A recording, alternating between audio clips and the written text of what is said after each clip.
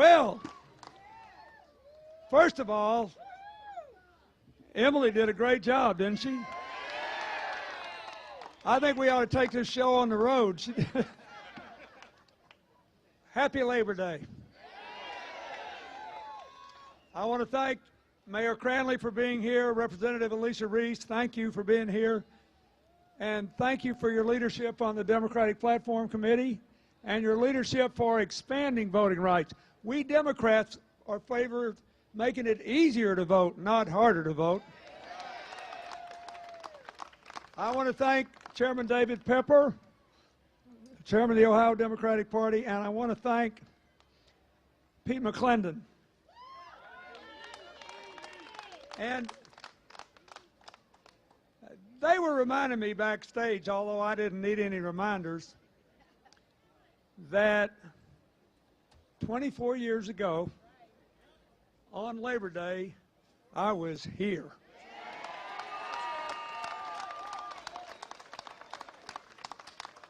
And I know it's hard to believe, but it was not quite, but almost as crazy as it is now. We had rising inequality, rising poverty, stagnant wages, and a third-party candidate that said the political system was all wigged out.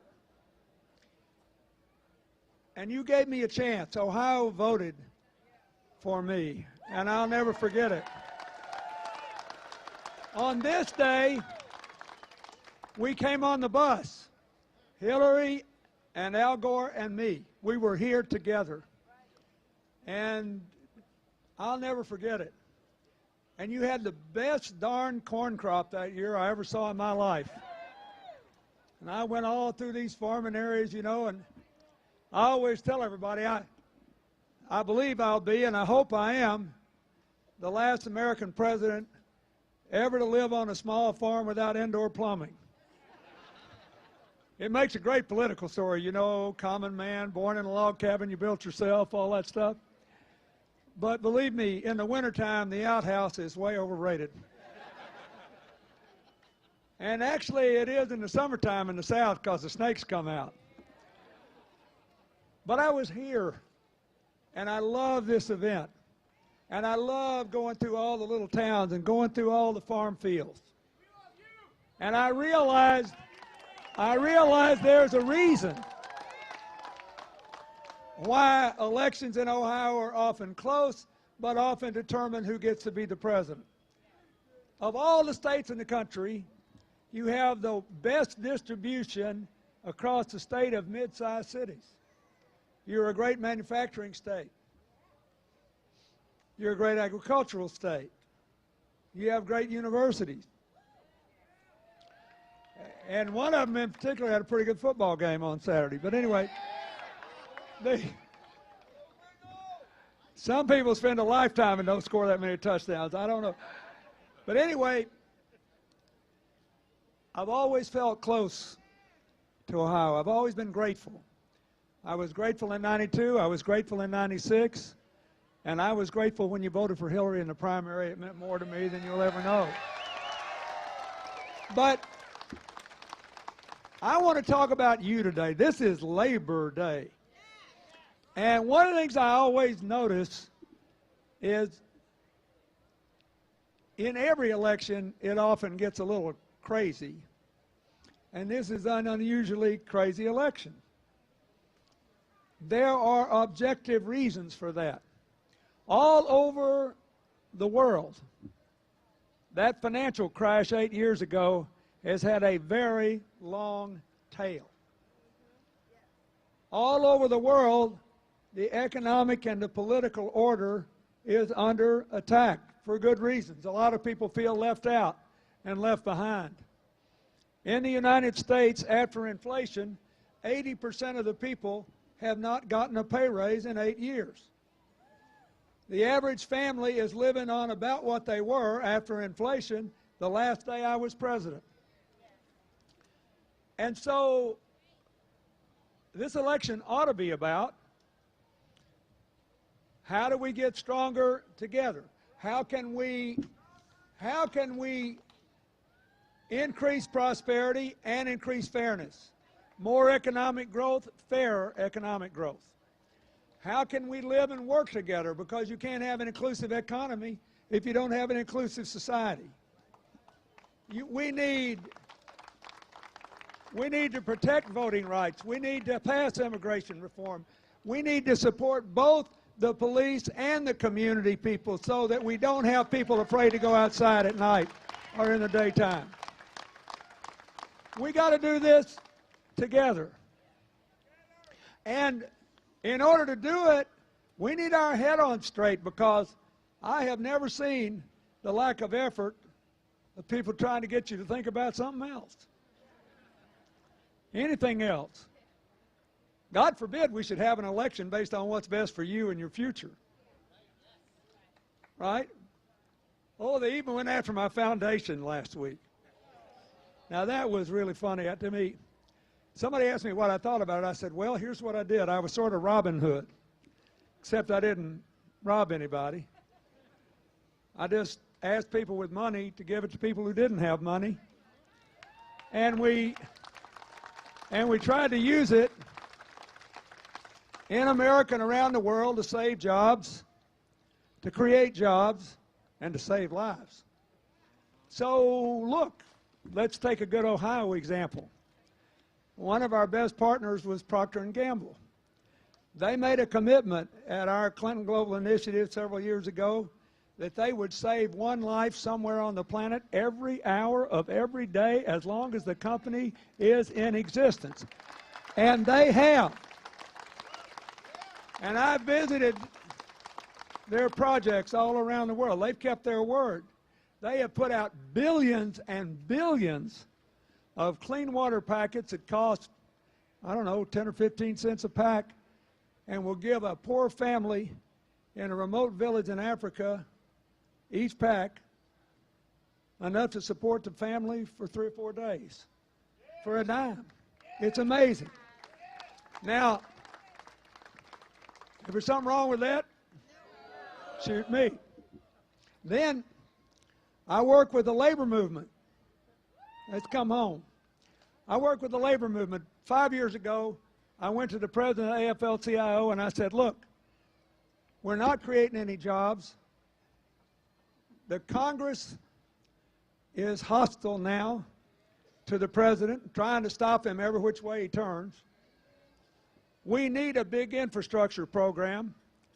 The public employee pension funds are in good shape.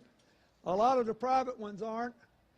You ought to take some of that money away from Wall Street and invest it in an infrastructure program. You can earn a rate of return, stabilize your own retirement, and put the American people back to work in unions and stabilize their pensions. Whoa. And what happened? What happened? Well, led by the AFT and all the building trades, they came to our event. I worked with them for several months to put this together, and they promised to spend $10 billion retrofitting buildings with union labor. Well, guess what? The people did it. They made money. They created jobs. So they kept upping the commitment. The commitment is now $16.5 billion. It is the largest private infrastructure program in the United States. $12.5 billion of that money has already been deployed, and more than 100,000 jobs were created. Good union jobs that also help to improve the retirement systems and earn money for the public employee unions that invested. Now, is there something wrong with that? Then there's this terrible drug epidemic we're all suffering from all over America. 5 children of 5 friends of Hillary's and mine have died in it. 5 times I have had to call grieving mothers and fathers. This is an equal opportunity killer, but it is the first drug epidemic in my lifetime where the highest addiction rates are in small towns in rural America where the worst economy is. And Hillary was the first candidate to go out and offer a $10 billion plan to bring treatment and prevention all over America, concentrated in those areas that have been left out and left behind. So I wanted to know what we could do, and we raised a little money, and we found two great drug companies, little companies.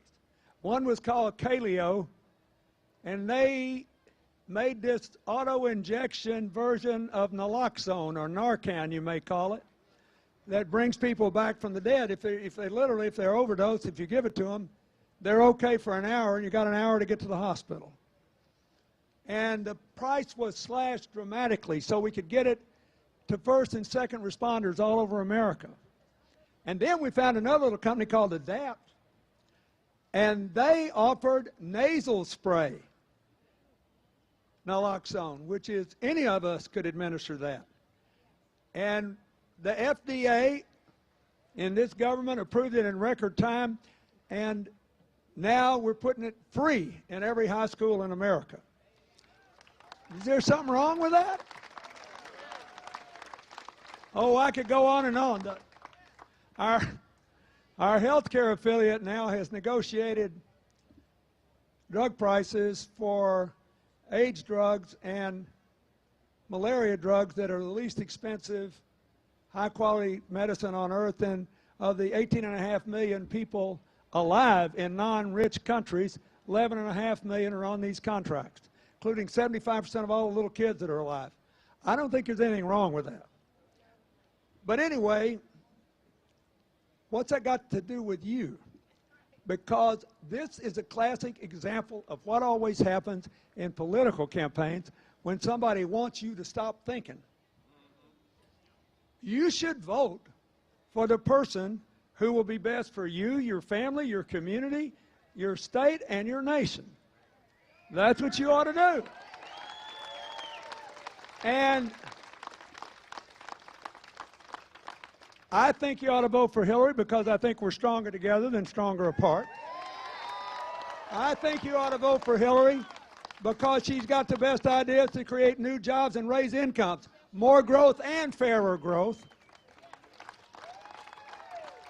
A major infrastructure program, roads, bridges, ports, airports, universal access to broadband all over rural America and other places have been left out and left behind. Special incentives to invest in areas with higher unemployment rates than the national average.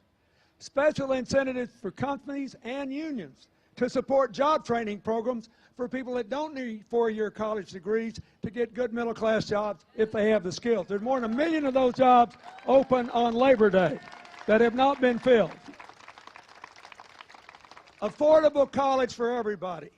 If your income's under $125,000, tuition-free college at the nearest public university. For everybody else, enough aid and work study to graduate debt-free. And for the people who already have debt, first of all, Hillary was the first person to point out in this campaign that a college debt is the only loan you cannot refinance. How crazy is that? So if you allowed the refinancing on today's interest rates, overnight 20 million people would save more than $2,000 apiece on average. Then she would give everybody the option to pay their debt off in one of two ways. Through doing a couple of years of public service, or through converting the debt into a mortgage. Now you think about it. Every person in this audience today who's under 30 has a 50% chance of living to be 100 without the threat of Alzheimer's or dementia because of the advances in the Human Genome Program. In other words, you get a 20 or 30-year mortgage on a home, a college education is worth more to you for a longer period of time than any home you'll ever buy. So she said we should give people the option, no matter how much they borrowed, to pay it off over 20 years. And the option never, ever, ever to have to pay more, no matter how much they owe, than 10% of their after-tax income per month. Now think what that means. Think what that means. Fewer people drop out. More people graduate on time. You can move out of your parents' house. Your parents can get you out of the house. If ever there were a win-win situation, right? Today, no young person with a college debt can go to the bank and get a small business loan no matter how good their ideas are because their credit rating is shot. But if the bank knew that under no circumstances could you pay more than 10% a month, and Hillary has proposed suspending loan repayments for the first 3 years for all new small business owners. Just don't let them pay till they've been in 3 years. We could get going. So if we do this right, with education and job training, with an infrastructure program, that's a big piece of this. She also has proposed ways to increase other small business loans. The whole time I was your president, we were never out of the top 5 in America in new business formations. We are not in the top 10 now. The good news is that the Congress passed and the President signed that Dodd-Frank bill, and it will keep Wall Street from wrecking Main Street, and it was worth a lot to get that done. We don't want that to happen again. The bad news is, even though the law attempted to carve out small loans, there are a lot of banks that impose enormous compliance costs on small business applications. Suppose you wanted to borrow $50,000 to start an organic bakery here. If it costs the bank as much to process your loan as it does a $5 million loan, there won't be so many $50,000 loans, right? That's what's happening. Hillary is the only person in this campaign talking about this. How to get small business lending going. How to modernize manufacturing. You have 2 members of Congress from Ohio, Congressman Tim Ryan, the head of the House Manufacturing Caucus, and Senator Sherrod Brown, who know more about manufacturing, I believe, than any other members of the Congress in either party. They agree that her program would help to generate an enormous amount of investment. And finally, the mayor was talking to me today about the last big bipartisan bill I signed. It's called the New Markets Tax Credit, where you can get up to a 39% tax credit if you invest in an area of high unemployment or high poverty, and he's still using it. And it's created a very large number of jobs for a very small amount of money. Hillary has proposed to make it simpler, bigger, and broader so we can go down to eastern Kentucky or southern West Virginia or out into any rural part of America which feels left out and left behind and tell people, here's what you get if you invest there. We'll give you affordable broadband. We'll give you a good modern electrical transmission system so you'll have affordable clean power. We'll give you 500 million solar panels in the next 4 years. But you got to invest there, and you ought to, because it will be cheaper. So we can all be stronger together. Now, that's the reason you ought to be for her. The second reason is that she never got anything done in Washington that didn't have strong Republican as well as Democratic support. Not as First Lady, not as a senator from New York, not as Secretary of State. Oh, I know they're being mean to her now, but that's just what they do. You've been watching them long enough to know that. I had one of those guys tell me one time, he said, I hate the way we treat you, but if we fought you fair, you'd beat us all the time. So they have to, they try to delegitimize you, you know. Because if you're thinking you're not going to vote for their guy, you're going to vote for her. And you can't take that seriously. There is nothing they can do or say that'll make her close the door on honest, honorable negotiations. The United States Constitution was written to force honorable compromise. It was written to force it. And you need somebody that's got a proven record of getting it done. And the final thing I want to say is, she's the only person with the standing and the understanding to keep us safe enough and give us space enough to grow our way out of the trouble we've been in and lead the rest of the world to a better place.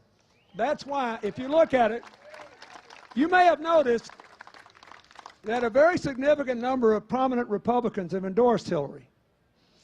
And why? The overwhelming number of them cite national security. So next time you hear them going on and on about these email things, remember what Leon Panetta, who was CIA chief and defense secretary, said: this is a mountain out of a molehill. Don't fall prey to making mountains out of molehills and then making molehills out of mountains. The reason, therefore, is she, as President Obama says, the best qualified person that any of us had a chance to vote for, including me and him. But the most important thing is we've got to grow together. We've got to be stronger together. We can't afford to be divided by race and religion and sexual orientation and all this other stuff that has been thrown out like hot boiling water on us in every election for decades. We live in an interdependent world.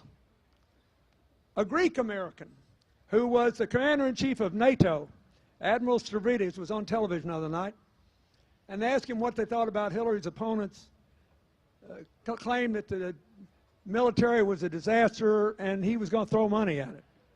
And he said, well, it's not a disaster, it's a national treasure. And he said, the second thing he said was, there are 2 or 3 things where we could use a little more money, but we don't need near that much money. And he said, I want my fellow Americans to know I wore my uniform for 35 years in combat and in command. We are not going to kill our way out of this crisis. We're going to have to talk our way, work our way, and relate our way out of this crisis. We live in an interdependent world. Which is why I was especially proud that Hillary's the first candidate to say, we need to stop this religious bigotry. We need all the Muslims we can find who love freedom and hate terror to stand with us. And if they give a son who dies wearing the uniform of this country, they ought to be honored, not made fun of. So,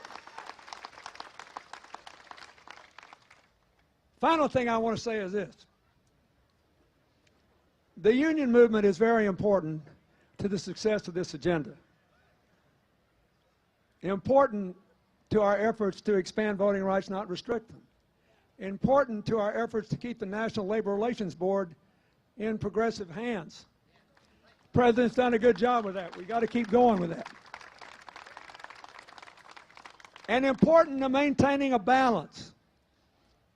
On Labor Day, I think you might be interested to know I've got a friend who has been wildly successful in business and only owns companies outside of America. He developed a gift for he turned a bank around in Egypt in the middle of the Arab Spring. And he said to me, he said, you know, I don't agree with Mr. Trump's trade policy, but it is true. We need to recognize that a lot of these other wealthy countries, they don't view these trade deals like we do. They make a deal, and then that's where they think the negotiation begins. I said, give me an example. He said, I got a company in Japan. If I wanted to open a plant in Vietnam to serve Vietnam, they'd give me a brass plaque. But if I wanted to close the company in Japan and move it to Vietnam, they would run me out of the country. Because the other countries are not dominated by shareholders demanding short-term returns. Companies say, we're going to listen to our workers, our communities, our customers, our shareholders, and we're going to keep investing in the future to increase productivity, so we'll be here 10 years from now or 20 years from now. and we're going to share our profits fairly. You just got to decide if you think we're stronger together. We need you. No Republican has ever been elected president of the United States since the first one ran in 1856 without carrying the state of Ohio. Not one time. I was declared the Democratic nominee at the convention in 1992 when Ohio voted and put me over the top. On election night in 1992, when Ohio came in, they declared me the winner. And what I want you to know is Hillary wants every one of you to be winners and believes you can be. But we have to do this together. We got to get over all this stuff. So I'll leave you with a happy story. The two most impressive things I saw in the primary campaign when I was traipsing around were union job training programs. Everywhere. They were amazing.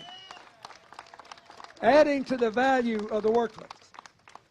The other thing was the nano satellite program in eastern Kentucky at Morehead State. Now, you all know what nanotechnology is. It's super small computing power. So I got the first $500 million from Congress of your money. I spent $500 million of your money to pioneer this. And the agencies that liked it started making partnerships with universities. So NASA, the space agency, made a partnership with MIT, with Caltech, and Morehead State. So I go over there one day, and they invited me to come see what they'd done. There were 8 graduate students and about 16 undergraduates. The 8 graduates were 6 from the Middle West, a man from Ukraine and a man from Hanoi, Vietnam. But the 16 undergraduates, 100% from eastern Kentucky. So they take me in, and they show me these nano satellites they're building to go up in space. They say, you got to understand, these things will do most of what those huge communication satellites will do. They cost $400 million. These cost $1 million a piece and weigh about 8 pounds. Said a lot less space junk. I never held $1 million in my hand before, but it's kind of interesting. But they looked otherwise just like satellites. So then I go and watch them. And I walked up over the shoulder of this young man, 19-year-old from eastern Kentucky. And he's stuffing all this computer power in this little container. It's about 1.25 inches cubed. I said, what's that container made out of? He looked at me and he said, tungsten. It does real well in outer space. And he said, we're going to send this up on a rocket and put it on the International Space Station and see what it'll do. 19 years old, in the heart of coal country, where everything is supposed to be despair and the future does not exist. So we talk a little, and then I wish him well, and I'm walking off. He said, wait a minute, President Clinton. He said, you tell Hillary, don't let people make fun of her when she says we're going to put up 500 million solar panels in the next 4 years. He said, actually, I think she's a little low. I said, what do you mean? He said, oh, heck, he said, within a couple of years, we'll be making solar panels with these 3D printers. And they'll be just as good as the ones now. They'll be cheap as dirt. We can put them everywhere. People's electric bills will go down. More jobs will be created. We'll move away from the worst consequences of climate change and create a whole new economy, and we'll all be free. Now, why am I telling you this? I have no idea if that young man's prediction will turn out exactly like he said, but he's got the most important thing of all. He believes he can make tomorrow better than today. And you know as well as I do that the major cause of road rage in this election is that there are too many people whose jobs have gone away,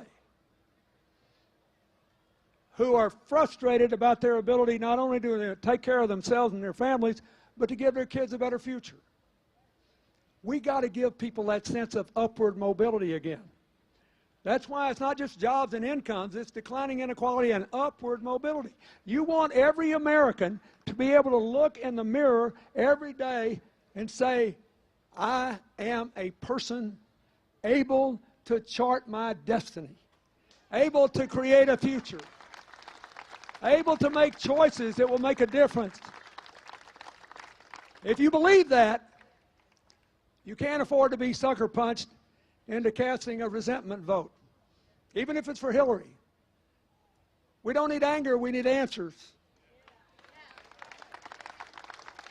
We don't need resentment, we need empowerment. And we live in an interdependent world whether we like it or not, so we got to be stronger together to be stronger at all.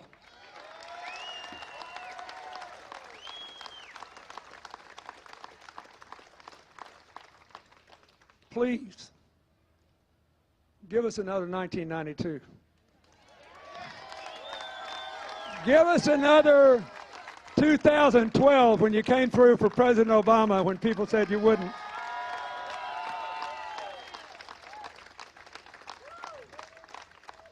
And give us the next great chapter in American greatness. Happy Labor Day. God bless you. Thank you.